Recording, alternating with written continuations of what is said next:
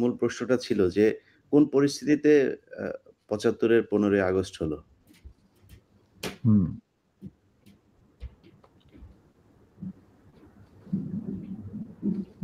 খুবই স্পর্শকাতর প্রশ্ন ইলিয়াস। নিজের বাদ্য নিজে বাজানো অনেক সময় ঠিক হয় না। কিন্তু তুমি যখন প্রশ্ন করেই বসলে, তখন আমি স্যার, একটা ভাবে স্যার, ছোট্ট একটা স্যার, জবাব দেব। স্যার বললাম যে আপনার নিজের ঢোল আপনি যেটা মানে বাজানোর কথা বলছেন, আপনি তো বাজান নাই ৫০ বছর চুপ ছিলেন। যেই স্বাধীনতা আপনারা এনে দিয়ে গিয়েছেন, সেই স্বাধীনতা না আসলে তো আজকের শেখ হাসিনা যে অবস্থায় দেশকে নিয়ে গিয়েছিল, সেই ৭৫ এর পরে আরো হয়তো ২-১ বছর লাগতো শেখ মুজিবের সেখানে নিয়ে যেতে। তো আমাদেরকে এই যে উদ্ধার করে দিয়ে গিয়েছেন, এই কৃতজ্ঞতা বোধটা বাঙালি জাতির নেই। যে কারণে আজকে মেজর শরীফুল হক ডালিম বাংলাদেশের মাটিতে নেই। অথচ আপনাদেরকে সর্বোচ্চ সম্মাননা দিয়ে আমাদের দেশে রাখা দরকার ছিল। সেই সম্মানটুকু আমরা দেখাতে পারি নাই বলেই মাঝে মধ্যেই আবার ২০২৪ আসে। তো আপনি ওইটা নিয়ে আমার মনে হয় আ দেরি তো অবশ্যই হয়েছে কিন্তু আমাদের জানা উচিত। এই জাতি প্রতিটা মানুষ জানতে চায় কি হয়েছিল ৭৫ এর ১৫ই আগস্ট? প্রথম কথা, প্রথম কথাটা হচ্ছে যে ১৫ই আগস্ট কিন্তু কোনো বিচ্ছিন্ন ঘটনা না। এটা সূত্রপাত হয় মুক্তিযুদ্ধ চলাকালীন অবস্থায়। আমরা বুঝতে পেরেছিলাম যে বাংলাদেশের মুক্তিযুদ্ধটা অ্যাকচুয়ালি কাদের ইন্টারেস্টে হচ্ছে? এটা কি আমাদের ইন্টারেস্টে হচ্ছে যে আমরা আমাদের দেশ যুদ্ধ করে স্বাধীন করব? নাকি এটার পেছনে অন্য কোনো উদ্দেশ্য কাজ করছে? যখন ৭ দফাতে চুক্তি করে নজরুল ইসলাম আর তাজউদ্দিনকে পারমিশন দেওয়া হলো to establish provisional government in Calcutta, এই ৭ টা ক্লজ পড়ে সাইন করার পর, দস্তখত করার পরে নজরুল ইসলাম সাহেব ফিট হয়ে পড়ে গিয়েছিলেন যে এটা তো একদম একটা দাসখত যে আমরা ক্রমান্বয়ে ভারতের একটা করদ রাজ্য, তারপরে একটা অঙ্গরাজ্য হিসেবে অঙ্গরাজ্যে পরিণত হবে বাংলাদেশ, হবু বাংলাদেশ। আর ওই joint declaration between Osmani and general Manekshaw joint command establish করার পর কথা ছিল যে general Usmani on behalf of Bangladesh government will invite General Manekshaw to come and be present as an auxiliary force commander, সহায়ক শক্তির কমান্ডিং চিফ হিসাবে in the surrender ceremony, but the instrument will be signed by the Mukti Fauj commander in chief, who was General Usmani, Colonel Usmani.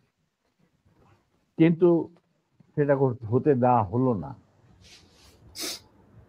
১৬ই ডিসেম্বরে যে surrender সেরেমনিতে হলো race করতে, সেখানে পরিষ্কার বাংলাদেশের জনগণ দেখতে পেল যে পাকিস্তান আর্মি সারেন্ডার করছে ভারতীয় সেনাবাহিনীর কাছে, এবং সেখানে সাইন করছেন আরোরা ভারতীয় বাহিনীর পক্ষে, আর ওদিকে নিয়াজি পাকিস্তানি আর্মির পক্ষে। সেখানে মুক্তিযোদ্ধারা কোথায়? আমরা পড়ে থাকলাম ঝাড়ুদার হিসাবে ইন্ডিয়ান আর্মির রাস্তা পরিষ্কার করে দেওয়ার কাজে, বনে বাদারে।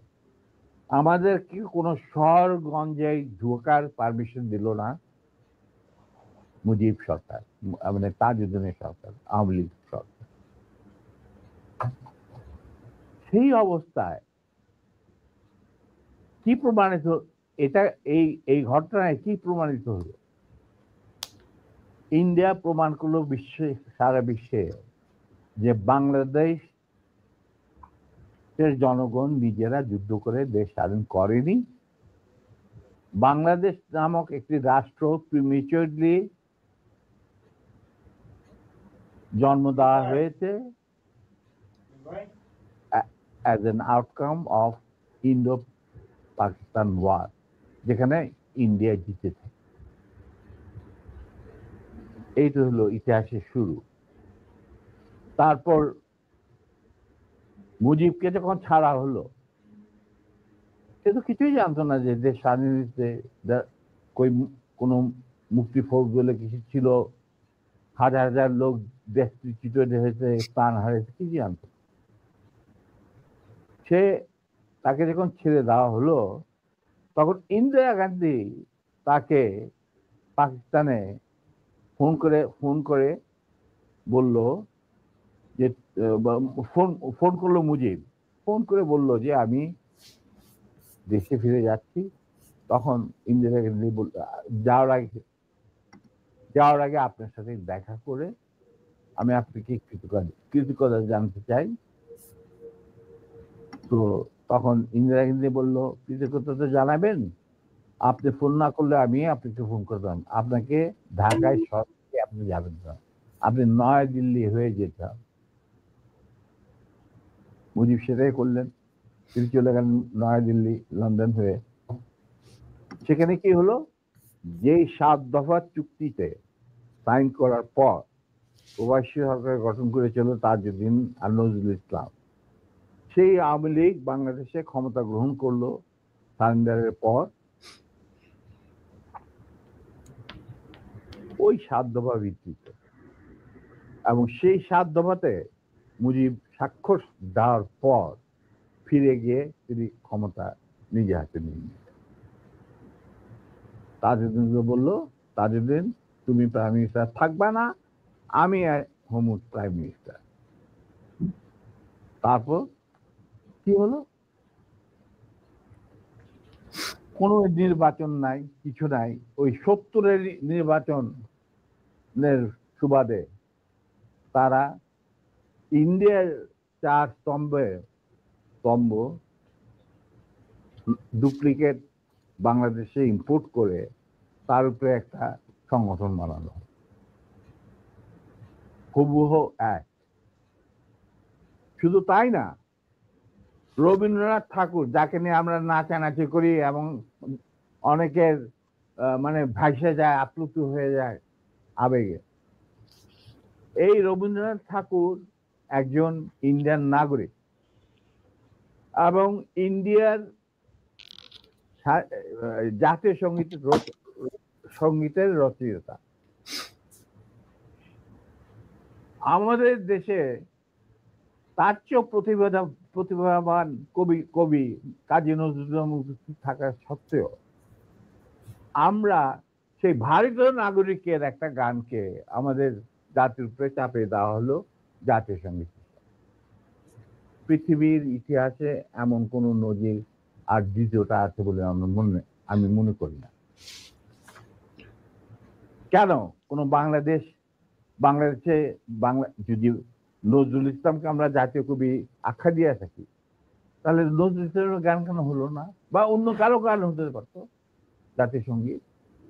ভালো ভালো কবি সাহিত্যিক ছিলেন আমাদের দেশে, কিন্তু পৃথিবীর ইতিহাসে কোথাও নাই যে বিদেশি এক নাগরিকে যে নাকি তার দেশের জাতীয় সঙ্গীত রচনা করেছে এবং আমাদের শুদ্ধ স্বাধীন বাংলাদেশে এসেও আমাদের জাতীয় সঙ্গীত রচনা করতে হবে।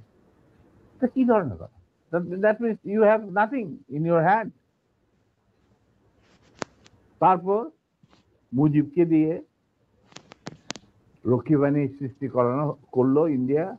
তারা বাংলাদেশের সামরিক বাহিনীকে দুর্বল করে একটা নামের মাত্র সামরিক বাহিনী, হাতে লণ্ঠন, করে ঠনঠন, এই ধরনের একটা সেনাবাহিনী রাখবে।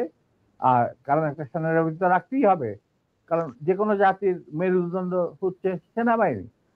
ওই হাতে লণ্ঠন, করে ঠনঠন, আর আসলে তার চেয়ে অনেক শক্তিশালী একটা বাহিনী গঠন করলো ইন্ডিয়া। স্যার, ওই যে 7 দফাটা আমরা তো ইতিহাস পড়ে আমরা তো আসলে সাক্ষী না, আমরা পড়ে মানুষকে জানানোর চেষ্টা করেছি। আপনার স্মরণ আছে ৭ দফাটার কথা কি, কি ছিল ওই দফায়? যদি কয়েকটা গুরুত্বপূর্ণ জায়গা যদি মনে রাখেন। দেখো, আমি না ভাই, আমি তো অ্যাকচুয়ালি ৭ দফা একদম এগুলো আমার বইতে লেখা আছে। হুম। যারা না, ইচ্ছুক এটা তারা। কেন জিজ্ঞেস করলাম স্যার? কারণ হচ্ছে মানে আপনি আচ্ছা, আমি সেনাবাহিনী তো করতে পারবেন না স্যার। সেনাবাহিনী তো আমাকে ৭ দফা মানলে করতে পারবেন না স্যার। আমার পক্ষে হয়তো এখন রিকালেক্ট করা হুম, অফেন হুম। ডিফিকাল্ট। জি কারণ স্যার। আমার মাথায় অনেক কিছু খেলা করে। জি স্যার। ২-১ টা জিনিস বলছি। যেমন ধরো, মুজিব এবং তার সরকারকে প্রোটেকশন দেওয়ার জন্য ইন্ডিয়ান আর্মি অবস্থান করবে বাংলাদেশে। রাইট। সশরীরে। বাংলাদেশের কোনো শক্তিশালী সামরিক বাহিনী গঠিত হবে না। বাংলাদেশের কোনো স্বাধীন বৈদেশিক পররাষ্ট্রনীতি থাকবে না। বৈদেশিক নীতি থাকবে না। হুম। বাংলাদেশের শাসন ব্যবস্থা, আমলাতন্ত্র, শিক্ষা ব্যবস্থা, স্বাস্থ্য ব্যবস্থা, শিল্প ব্যবস্থা, কৃষি ব্যবস্থা সবকিছুই চলবে ভারতীয় বিশেষজ্ঞদের ইচ্ছামতো। তারা মুজিব বিরোধী কোনো মানুষকে বাঁচিয়ে রাখা হবে না। তার জন্য যত লোক মারা দরকার মারা হবে, যত লোককে লুলা ল্যাংড়া করা হবে, চক্ষু তুলে নেওয়া হবে, মেয়েদের ইজ্জত লুণ্ঠন করা হবে, কোনো সমস্যা নাই। এইভাবে প্রতিপক্ষের উপর ঝাঁপিয়ে পড়ায় ৪০,০০০-এরও বেশি লোক মারা গেছে, সেটা সবাই জানে, প্রত্যেক আসছে। তারপর তোমার আমরা একটা করদ রাজ্যে পরিণত হয়ে গেলাম। কিন্তু সমস্যা দেখা দিল যে বাংলাদেশের মাটিতে যদি যে ইন্ডিয়ান সোলজাররা অবস্থান নেয়, তাহলে বিদেশ থেকে কোন রকম কোনো দেশেই বাংলাদেশকে স্বীকৃতি দিতে রাজি না। কারণ পাকিস্তান ইতিমধ্যে সিকিউরিটি কাউন্সিল থেকে একটা আইন পাস করে নিল যে বাংলাদেশে কে নিয়ন্ত্রণ করছে ভারত, তাদের সেনাবাহিনীর মাধ্যমে, মুজিব সরকারের মাধ্যমে। অতএব এটা একটা ডিসপিউটেড টেরিটরি, এটা একটা স্বাধীন দেশ নয়। তাই আপনারা স্বাধীন কিভাবে রিকগনাইজ করবেন মুজিবের সরকারকে? এরপর এই এই অবস্থায় ইন্দিরা গান্ধী পড়ল মুসিবত, তো আজ মুজিব সরকার। তখন ইন্ডিয়ান সরকার ডিসাইড করলো যে ঠিক আছে, আমাদের সোলজার আমরা ফেরত নিয়ে আসবো, তার পরিবর্তে আমরা জাতীয় রক্ষী বাহিনী বানিয়ে। তাই করা হলো। তো যে কাজটা ইন্ডিয়ান আর্মি করছিল সেটা পরে জাতীয় রক্ষী বাহিনী করলো। আর কি ধরনের অত্যাচার, অবিচার, কি ধরনের মানে হত্যাযজ্ঞ, গুম, খুন এবং অনাচার, অবিচার মুজিব সরকার করছিল, সেটা খতিয়ান তো তুমি আমার কি ভালো জানতে। অনেকে এই বিষয়ে লিখেছেন, সাহসী যারা তারা লিখে গেছেন, আমিও কিছুটা লিখেছি। সেখানেই শেষ হলো না। তারপর দেখা গেল যে সেই সুতিগার থেকে মুজিব কায়েম করলেন একদলীয় এক ন্যায়কত্ব স্বৈরাচার শাসন বাকশাল, এবং নিজেকে তিনি আজীবন রাষ্ট্রপতি হিসেবে ঘোষণা দেবেন সিদ্ধান্ত না হলো। এই বাকশালের মেম্বার সবাই। সেই বাকশাল করার পর মুজিবের শক্তি বেড়ে গেল, তার নিষ্ঠুরতা এমন অসহনীয় পর্যায়ে চলে গেল, ইলিয়াস, লুটপাট, মার ধর, চোরাচালান, তার নকল টাকা ছাপানো ভারত থেকে, এই সমস্ত মানে একটা আমাদের মনে অস্তিত্বই এমন অবস্থায় গিয়ে থাকলো যে মানুষ একদিন মুজিবের জন্য দোয়া করেছিল, ইয়া আল্লাহ, আমাদের এই মুজিব আমাদের চোখের মনি, আমাদের বাঁচাবে, দেশকে স্বাধীন করবে, বাঙালিদের ন্যায্য অধিকার আদায় করবে।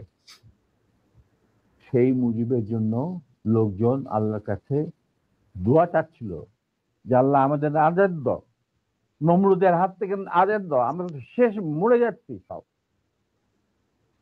কোথাও কোনো কেউ নেই প্রতিবাদ করা। এটা তো আমরা যারা সেনাবাহিনীতে তখন ছিলাম, যারা দেশপ্রেমী যোদ্ধা, তারা ঠিক মেনে নিতে পারেনি। যেভাবে তারা মেনে নিতে পারেনি পাকিস্তানের জান্তাদের অবিচার এবং দুরাচার। এরই পরিপ্রেক্ষিতে তাদের নেতৃত্বে সংগঠিত হয় একটা সেনা বিপ্লব। অনেকে বলে মুজিবকে মারা হলো কেন? মুজিব তো মারা যায় নাই, মুজিব নিহত হয়েছে একটা সেনা অভ্যুত্থানের ঘটাকালে। সেনা অভ্যুত্থান তো আর খালি হাতে মার্বেল খেলে না, ওখানে দুই পক্ষ থেকেই গোলাগুলি হয় এবং হতাহত হয় দুই পক্ষে। যেমন মুজিবের পক্ষের কিছু লোক মারা গেল, সেভাবে বিপ্লবীদের, সেনা অভ্যুত্থানকারী বিপ্লবীদের তরফ থেকে কিছু লোক প্রাণ হারায়। এটাই বাস্তবতা। কিন্তু তারা বিজয়ী হয়ে গেল, বিপ্লবীরা বিজয়ী হলো, তারা ক্ষমতা তাদের নিজে হাতে নিয়ে নিল স্বতঃস্ফূর্ত ভাবে। ইলিয়াস, ঘোষণাটা অবশ্য আমি দিয়েছিলাম, স্বতঃস্ফূর্ত ভাবে মুজিবের সেই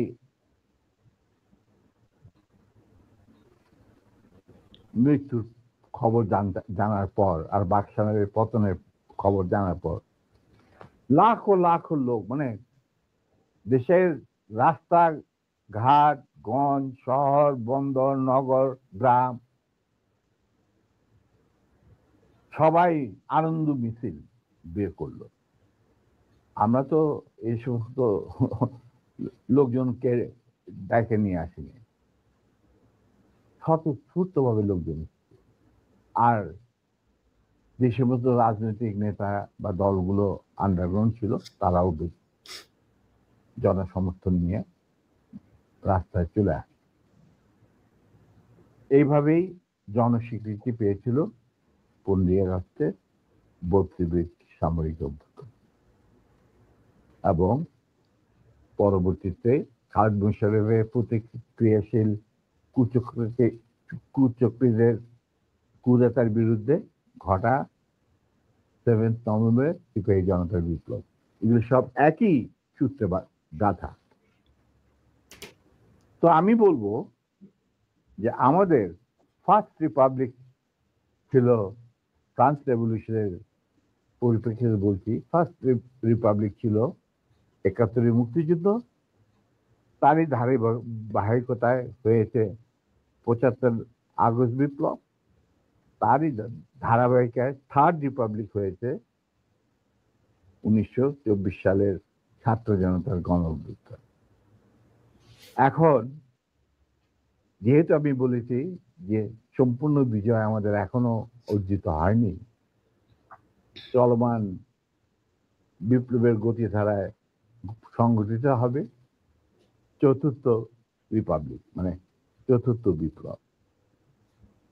আমি এবং আমার সাথী ভাইরা যারা এখনো বেঁচে আছেন, যে অবস্থাতেই আছেন, আমরা যদি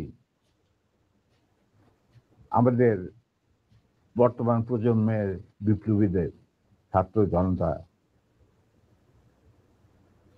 তাদের বিপ্লবী কাণ্ডে কোন রকম অবদান রাখতে পারি, আমাদের নিজস্ব অভিজ্ঞতা, যোগাযোগ থেকে, তাহলে আমরা সেটা করতে প্রস্তুত, পিছপা হব না ইনশাআল্লাহ। এবং আমরা তাদেরকে শ্রদ্ধা, সালাম এবং বিপ্লবী সালাম সাথে মন থেকে দোয়া করছি যে তাদের বিপ্লব যাতে ব্যর্থ না হয়, তারা যাতে বিজয় সংগঠিত করে বিজয় অর্জন করে, তারা যাতে একটা সুখী সমৃদ্ধ শক্তিশালী বাংলাদেশ গড়ে তুলে তাকে দুর্যোগ ঘাঁটি হিসেবে স্থাপিত করতে পারে। এই আমার বক্তব্য। আচ্ছা, আমার চাওয়ার কিছু নাই।